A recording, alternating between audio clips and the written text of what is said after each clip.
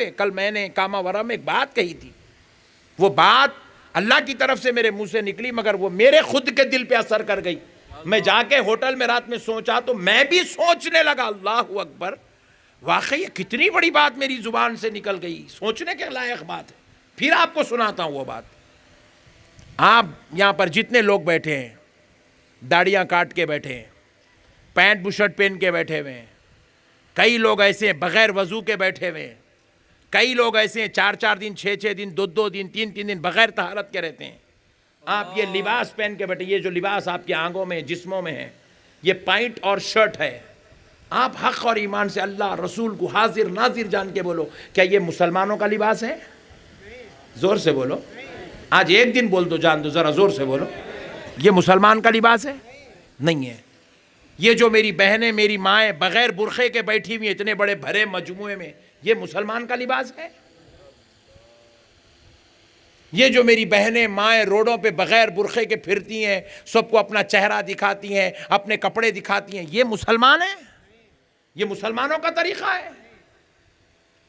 بھائی ذرا یہ سن لے کے چل جاؤ. بھائی 2 منٹ سنو, آج ایک دن سن لو, آج جان دو, کچھ بھی نہ ہوتا, کچھ نہ, تم بیٹھو, آج ایک دن سن لو, سنو ذرا, یہ ایک اچھی بات بول رہا ہوں, سن کے جاؤ. یہ جو ہم لباس پہن کے بیٹھے ہیں, یہ جو ہمارے حالات ہیں, یہ جو لباس ہے یہ کس کا ہے بولو ایمانداری سے؟ عیسائیوں کا لباس ہے, یہودیوں کا لباس ہے. آپ مار کے دیکھو, فلسطین میں یہودی جنگ لڑ رہے ہیں, ان کو بھی دیکھو آپ پینٹ بشرٹ پہن کے رہتا انہیں, یہ یہودیوں کا لباس ہے. اور یہ پورے کوسگی والے, پورے ادھونی والے, پورے آندھرا پردیش والے, پورے ہندوستان والے مسلمان 40 کروڑ ہے, 40 کروڑ. 40 کروڑ میں سے 98% مسلمان یہ لباس پہنتے, 98% مسلمان یہی لباس پہنتے, 98%. اب انڈیا کے اندر ایک 10 کروڑ ہی صحیح عیسائی لوگ تو ہے نا, ہے نہیں ہے, یہودی ہے نہیں ہے, 10 کروڑ ہوں گے, 140 کروڑ میں 10 کروڑ تو ہوں گے کم سے کم. مثال دے رہا ہوں سمجھانے, ذرا غور کرو. وہ 10 کروڑ میں کیا آپ میرے کو 10 آدمی ایسے بتا سکتے جو ہمارے نبی کے طریقے کے مطابق لباس پہنتا؟ 10 کروڑ میں کیا 10 آدمی ایسے بتا سکتے جو مسلمانوں کا لباس پہنتا؟ احمد نقشبندی جو مسلمانوں کا لباس پہن کے بیٹھا ہے, علامہ شفیع پاشا صاحب, علامہ سعید پاشا صاحب, یہ جو مسلمانوں کا لباس پہن کے بیٹھے ہیں, ایسا لباس پہنے ہوئے کوئی عیسائی کو آپ بتا سکتے؟ کوئی یہودی کو آپ بتا سکتے؟ نہیں بتا سکتے. کیوں؟ کیونکہ وہ اپنے مذہب کے مطابق چلتے ہیں, تمہارے مذہب کے مطابق نہیں چلتے. ان کو اپنا دین پیارا ہے, تمہارا دین عمل نہیں کرتے. مگر ہم مسلمان ایسے ہیں, ہمارے نبی رحمت, ہمارا دین رحمت, ہمارے اخلاق اچھے, ہمارا دین اچھا, مگر ہمارا عمل یہودیوں کے جیسا, عیسائیوں کے جیسا. ہم کو شرم تک نہیں آتی کہ ہم غیروں کا لباس پہن کے زندگی گزار رہے ہیں, جبکہ وہ لوگ 10 کروڑ ہے, اس میں سے ایک آدمی بھی ہمارا لباس پہننے کو تیار نہیں ہے.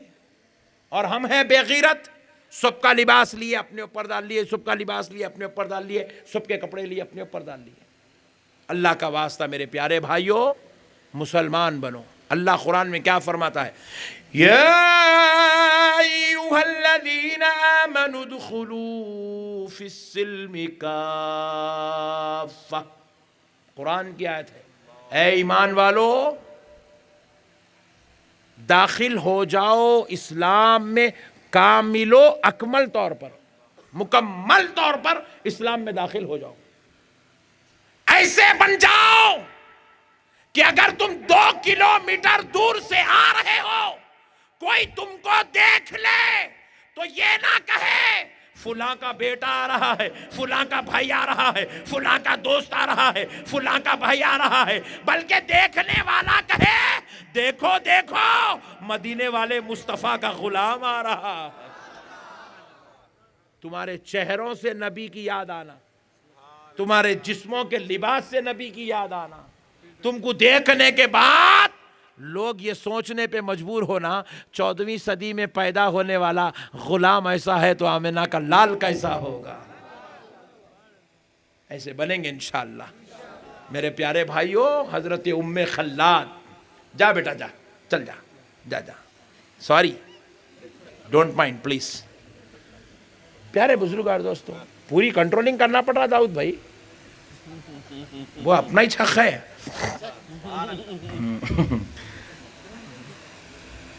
پیارے بزرگ اور دوستوں، مسئلوں کو سمجھو. دین سمجھداری کا نام ہے، نبی سے محبت. بس اب آخری بات سنا کر بات ختم کر لیتا ہوں. نبی سے ہم کو کیسی محبت کرنی چاہیے، نبی سے ہم کو کیسا پیار کرنا چاہیے، نبی سے ہم کو کیسی غلامی اختیار کرنی چاہیے. بس اب آخری بات سن لو میرے پیارے بزرگ اور دوستوں. آپ کو معلوم ہے ہم خطیب ہیں، خطیب خطبہ دیتے ہیں، بیان کرتے ہیں، خطیب کہلاتے ہیں. اسلام کے سب سے پہلے خطیب کا نام کیا ہے؟ اس کائنات میں اسلام کے سب سے پہلے خطیب کا نام حضرت سیدنا ابو بکر صدیق ہے.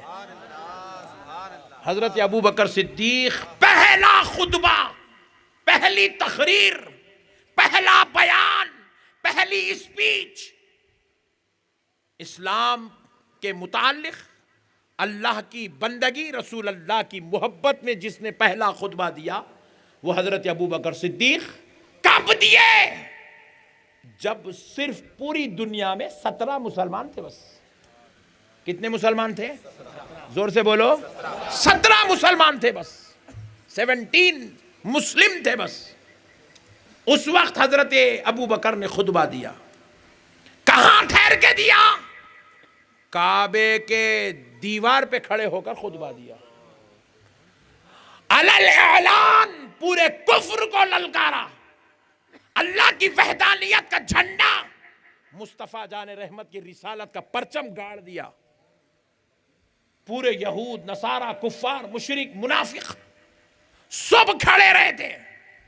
سب کے سامنے بانگے دہل مصطفیٰ کی عظمت، مصطفیٰ جان رحمت کی شان، مصطفیٰ جان رحمت کا رتبہ، حضور کی عظمت، حضور کی شان و شوکت بیان کی. کافروں کو کہا آ جاؤ، اپنے مذہب کو چھوڑو، مصطفیٰ کے غلام بن جاؤ، نبی کے دیوانے بنو، نبی سے محبت کرو، اللہ کی بندگی کرو، اللہ کی طرف، اس کے رسول کی طرف آؤ. حضرت ابو بکر نے خطبہ دیا. کفار و مشرکین پہ وہ خطبہ اتنا بھاری پڑا، اتنا بھاری پڑا، اتنا بھاری پڑا. کفار و مشرکین بیان کے درمیان وہاں سے نکلے، اپنے گھروں کو گئے. جا کے کوئی ہاتھ میں لٹ لے آیا، کوئی لکڑی لے آیا، کوئی کڑھاڑی لے آیا، کوئی تلوار لایا، کوئی خنجر لایا، کوئی نیزہ لایا. لا کر دوران خطاب حضرت ابو بکر پہ وار کر دیے. وار کر کے حضرت ابو بکر کو مارے، اتنا مارے، اتنا مارے، اتنا مارے، تلواروں سے، لٹوں سے، برچھیوں سے، خنجروں سے، نیزوں سے اتنا مارے کہ کفار، مشرک، یہود اور نصارہ کو یقین ہو گیا کہ ابو بکر مر گئے، نعوذ باللہ، انتقال کر گئے.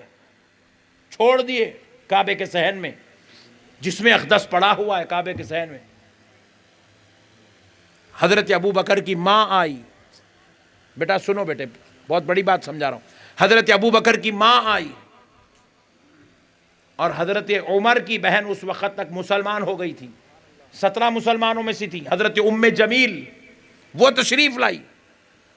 حضرت ابو بکر کو دیکھتے ہیں قریب سے، حضرت ابو بکر کی سانسیں چل رہی ہے، اللہ، تو وہاں سے اپنے ہاتھوں میں اٹھا کے حضرت ابو بکر کو گھر لے گئے. لے جا کر رکھے. 3 دن تک دوا مرہم کرتے رہے، 3 دن تک علاج ہوتا رہا حضرت ابو بکر کا. اس کے بعد حضرت ابو بکر 3 دن کے بعد ہوش میں آئے. ہوش میں آئے تو حضرت ابو بکر جیسے ہی ہوش میں آئے ہونٹ ہلنے لگے، یعنی کہ حضرت ابو بکر کچھ بات کر رہے ہیں. ماں نے محسوس کیا کہ میرا بیٹا کچھ بات کر رہا ہے.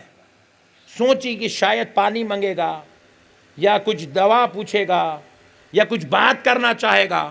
ماں یہ سوچ کے اپنے بیٹے کے قریب ہونٹوں کے اپنا کان لے گئی تو حضرت ابو بکر کے وہ زخموں سے منہ نہیں کھل رہا تھا، دردوں سے منہ نہیں کھل رہا تھا. پورا جسم زخموں سے چننی ہے، پورے جسم سے خون بہ رہا ہے.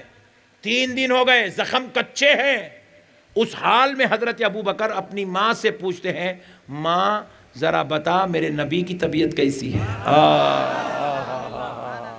اللہ اللہ اللہ اللہ، قربان جاؤ میرے بھائی، ماں بتا میرے آقا کی طبیعت کیسی ہے، میرے نبی کی خیریت کیسی ہے؟ اللہ اللہ اللہ اللہ اللہ اللہ۔ ماں کہتی ہے، کیونکہ ابھی آپ کی ماں مسلمان نہیں ہوئی تھی اس وقت تک، ماں کہتی ہے بیٹا اس محمد کی محبت نے تجھے یہاں تک پہنچا دیا، تو مرنے پہ کھڑا ہے، تو موت کی دہلیز پہ کھڑا ہے، ان کی وجہ سے تیرا یہ حال ہو گیا، اور اس حال میں بھی تو ان کی خیریت پوچھتا ہے۔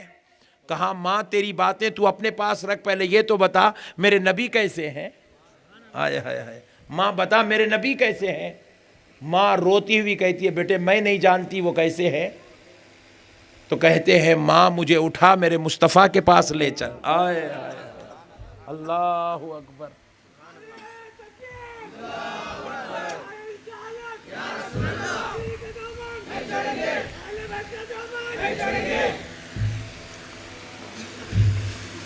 نعرہ تکبیر، نعرہ رسالت۔ کہتے ہیں ماں مجھے میرے نبی کے پاس لے چل۔ ماں کہتی ہے بیٹا تیرے زخم اتنے شدید ہیں، ابھی وہ سوکھے نہیں ہیں، ابھی تیرا درد نہیں گیا، تو ابھی تو ہوش میں آیا ہے، تجھے فکر ہونی چاہیے کھانے کی، پینے کی، رہنے کی، تیرے زخموں کی۔ دشمن تیرے سامنے کھڑے ہیں، تیری موت تیرے دروازے پہ کھڑی ہے، اور تو کہتا ہے نبی کے پاس لے چل۔ کہا ماں تو سب چھوڑ دے، بس مجھ پہ اتنا کرم کر، میری اتنی مدد کر، مجھے بستر سے اٹھا اور میرے نبی کے پاس لے چل۔ تو حضرت ابوبکر کی ماں حضرت ابوبکر کی ضد دیکھتی ہے، مجبور ہو جاتی ہے۔ ایک طرف سے حضرت ابوبکر کی ماں، دوسری طرف سے حضرت ام جمیل ہاتھ اٹھا کر گردن میں ڈالتے ہیں، اپنے بغلوں میں ڈالتے ہیں، ڈال کر ان کو گھسیٹتے ہوئے رسول اللہ کے پاس لے جاتے ہیں۔ نبی پاک علیہ السلام جیسے ہی حضرت ابوبکر کو دیکھے، حضور کے چشمان کریمہ سے آنسو جاری ہو جاتے ہیں۔ سرکار اپنے غلام کو اپنے سینے سے لگاتے ہیں، اپنا لعاب مبارک نکال کر زخموں پہ پھیرتے ہیں، کہتے ابوبکر اب کیا چاہیے؟ حضرت ابوبکر کہتے ہیں یا رسول اللہ ایک بار دعا کر دیجئے کہ میری ماں کو بھی اسلام نصیب ہو جائے، میری ماں بھی آپ کی غلامی میں آ جائے، میری ماں بھی آپ کے پاس آ جائے۔ سرکار میں مرنا تو پسند کر سکتا ہوں مگر آپ کو دیکھے بغیر جینا پسند نہیں کر سکتا۔ میرے آقا میری محبت اس بات کی اجازت نہیں دیتی کہ میں آپ سے دور رہوں، چاہے میرے اوپر اتنا وقت بھی گزر جائے، میرے آقا میں آپ کو چھوڑ کے نہیں رہ سکتا۔ ذرا غور کرو مسلمانوں، جان منہ پر کھڑی ہے مگر عشق مصطفیٰ کا حال ایسا ہے، ادب مصطفیٰ کا حال ایسا ہے، محبت رسول کا حال ایسا ہے۔ اب ذرا غور کرو، حضرت ابوبکر دعا کیے، نبی نے ہاتھ اٹھائے، ابھی ہاتھ اٹھا کر حضور کہہ ہی رہے تھے کہ اے اللہ ابوبکر کی ماں کو ایمان کی توفیق دے، ابھی یہ جملے ادا ہو رہے تھے، ادھر سے ماں چلاتی ہے اشہد ان لا الہ الا اللہ وحدہ لا شریک لہ واشہد ان محمدا عبدہ ورسولہ۔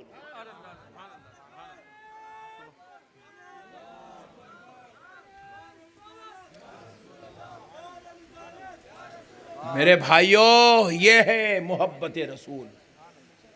کون ہے میرے بھائی؟ کیا حضرت ابوبکر کے پاس نماز نہیں تھی؟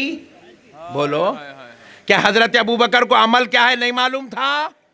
کیا حضرت ابوبکر کو روزے، زکوٰۃ، دین کی خدمت کی فضیلت نہیں معلوم تھی؟ پھر اتنا معلوم رہنے کے والی ذات کو کیا ضرورت پڑ گئی ایسی تکلیف کے عالم میں بھی دربار مصطفیٰ تک پہنچنے کی؟ انہوں نے پہنچ کر بتا دیا، ضرورت نہیں پڑی مسلمانوں، اس پہنچنے کا نام ہی ایمان ہے، اس محبت کا نام ایمان ہے، اس عقیدت کا نام ایمان ہے۔ اس لیے میرے بھائیوں عقیدتوں کو مضبوط کرو، نبی سے پیار کرو، نبی کو چاہو، نبی کے سچے غلام بنو، نبی کی عاشق بنو، نبی کے دیوانے بنو، نبی کے شیدائی بنو۔ مرنے کے بعد قبر میں خدا کی قسم یہی عشق کام آئے گا، یہی محبت کام آئے گی، یہی پیار کام آئے گا، اور پھر سچے غلام بنو کہ ایسے غلام بنو کہ نبی کی اطاعت کرنے والے غلام، نبی کی اتباع کرنے والے غلام، نبی کی سنتوں پر عمل کرنے والے غلام، نبی کے طریقے پر چلنے والے غلام، نبی کے کردار کو اپنانے والے غلام، نبی کی محبت کو اپنانے والے غلام. خدا کی قسم ایسا بن جاؤ، ایک طرف سے ایمان میں کامل، دوسری طرف سے عمل میں کامل. جب یہ دونوں جمع ہو جائیں گے، موت بعد میں آئے گی، جنت کی بشارت پہلے نصیب ہو جائے گی. جنتی بن کے دنیا سے جائیں گے. کریں گے انشاءاللہ، پکا وعدہ. عمل کرو میرے بھائی، عمل کے بغیر کچھ بھی نہیں ہے، کچھ بھی نہیں ہے. خدا کی قسم کچھ بھی نہیں ہے.